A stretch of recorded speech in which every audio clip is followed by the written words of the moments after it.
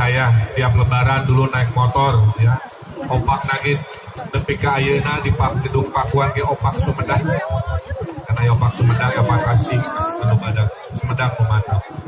Nah, kebudayaan, kesenian ini penting ya. Karena manusia itu tidak boleh punya jiwa yang kosong. Manusia harus punya estetika dari cara berpakaian, dari cara berbicara, dari cara gimmicknya, dari cara kreativitas.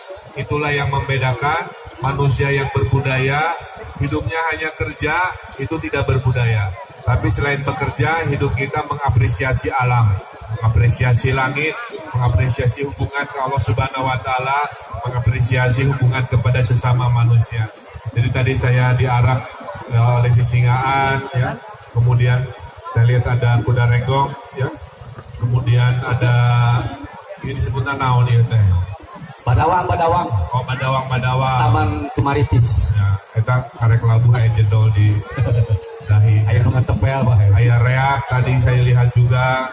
Dan ini menandakan orang Sumedang adalah orang yang paling banyak budayanya di Indonesia. Tepuk tangan. Tepuk tangan lu sudah.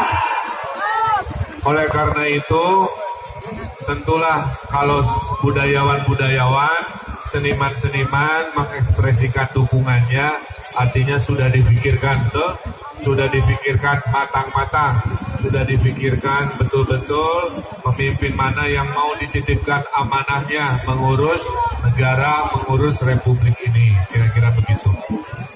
Kita akan ada perhelatan di tahun depan, saya titip ke warga Sumedang, boleh beda pilihan tapi tong parasia, betul? Nah, itu harus menjadi contoh se-Indonesia.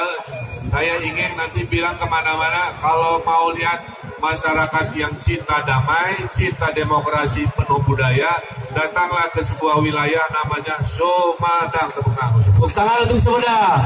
Saya ingin bicara begitu. Oleh karena itu tunjukkan ya, dari hari ini sampai nanti. Tapi mempunyai prestasi.